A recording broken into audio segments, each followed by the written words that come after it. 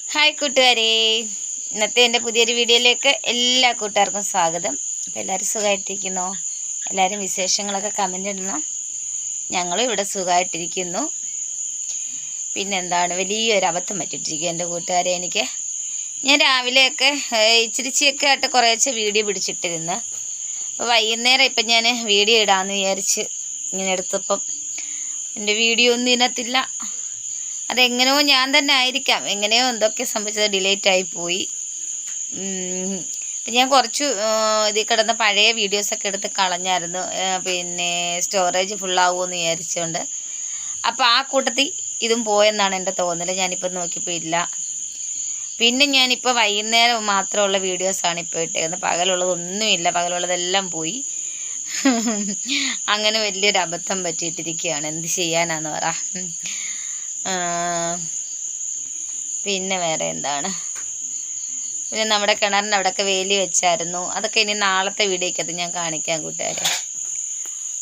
അപ്പോൾ അങ്ങനെയൊക്കെ. മോനെ, അത് വെളിച്ചെണ്ണ അല്ലടാ, അത് സൺഫ്ലവർ ആണെന്ന് തോന്നുന്നു. ഇനിയിപ്പോൾ കുഴപ്പമുണ്ടോന്ന് കൊണ്ട് കഥയൊന്നും ഇല്ലല്ലോ.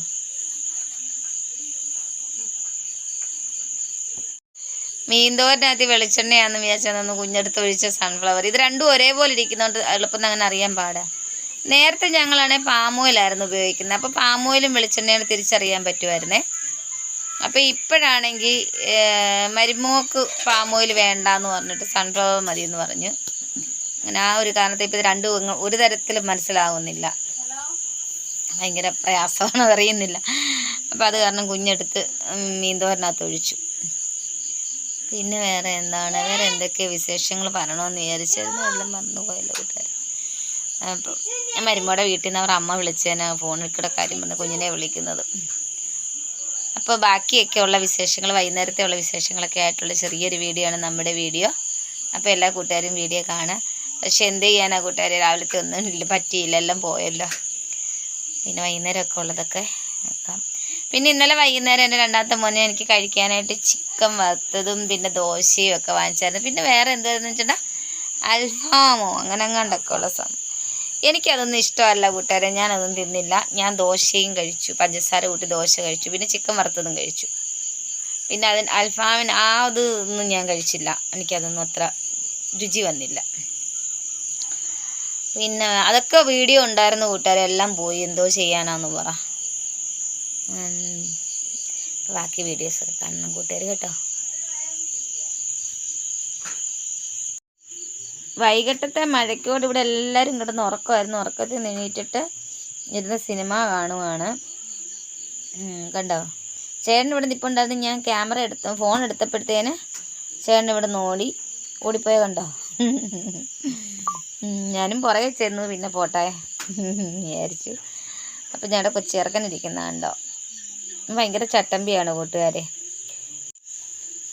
ഇപ്പോൾ ഞാൻ മീൻതോരനൊക്കെ വെക്കുന്ന വീഡിയോ എടുത്ത് മീനൊക്കെ അടപ്പേ വെച്ചിട്ടാണ് ഞാനിപ്പോൾ ഇങ്ങനെ പറഞ്ഞതും എടുത്തത്, വോയിസ് കൊടുത്തതൊക്കെ കേട്ടോ കൂട്ടുകാർ. എൻ്റെ രണ്ടാമത്തെ മോന് മത്തി തോരൻ വെക്കാനാണ്. അവന് മത്തി വൈകിട്ട് വാങ്ങിച്ചുകൊണ്ട് വന്നു. താനെ കുറച്ചെടുത്ത് വെട്ടിക്കഴുകി, പിന്നെ അത് അങ്ങനത്തെ എന്തൊക്കെ ഇട്ടടാ നീ, തേങ്ങ തിരുമ്മി ഇട്ടു, മുളക് പൊടി ഇട്ടു, മല്ലിപ്പൊടി ഇട്ടു, പിന്നെന്താ ഇട്ടക്കളെ, ഇഞ്ചി വെളുത്തുള്ളി കാന്താരി ഇതെല്ലാം കൂടെ അത് ചതച്ചിട്ടിട്ടുണ്ട്. പിന്നെ കുഞ്ഞ് തന്നെ മീൻതോരൻ വെക്കുക കൂട്ടുകാരെ. മരുമോളും മൂത്ത മോനും കൂടി ഇപ്പം കടയിലോട്ട് പോയി. ചുമന്നുള്ളി ഇടന്ന് ചതച്ചിടാൻ ഞാൻ ഉണ്ടായിരുന്നു മക്കളെ.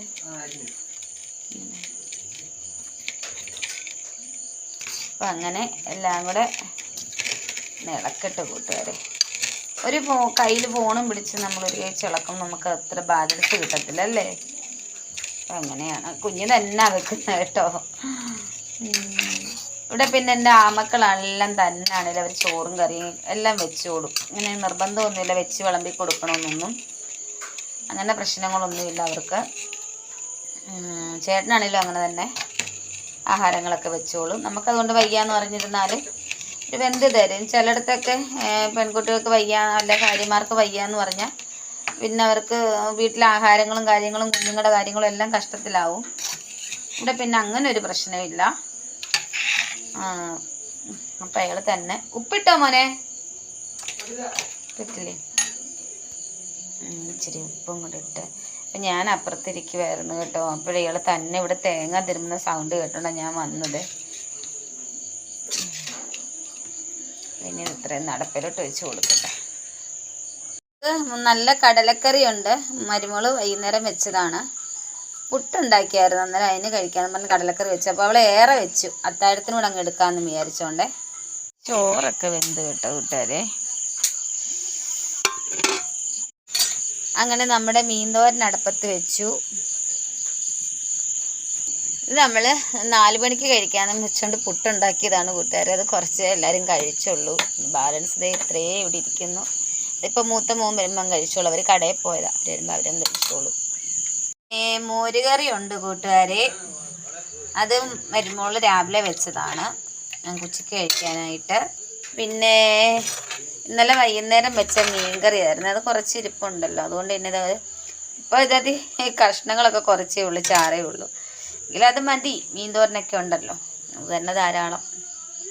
വെക്കാനെ കൊണ്ട് എടുത്തായിരുന്നു കൂട്ടുകാർ. ഒത്തിരി കടല എടുത്തായിരുന്നു. അപ്പോൾ ഞാൻ അത്രയും വേണ്ടാന്ന് പറഞ്ഞപ്പോൾ കുറച്ച് ഉള്ളെടുത്ത് വാരി മാറ്റി വെച്ചതാണ്. ഇത് തന്നെ കറി ഒത്തിരി ഉണ്ട്, എല്ലാം കഴിക്കുമെന്നൊന്നും അറിഞ്ഞുകൂടാ. അപ്പോൾ ഇതിനെ നാളെ വെയിലത്ത് വെച്ച് ഉണക്കിയെടുക്കണം. അപ്പോൾ എൻ്റെ ഇന്നത്തെ വീഡിയോ ഇത്രയേ ഉള്ളൂ. എല്ലാ കൂട്ടുകാർക്കും ഇഷ്ടമായെന്ന് വിചാരിക്കുന്നു. ബൈ കൂട്ടുകാരേ.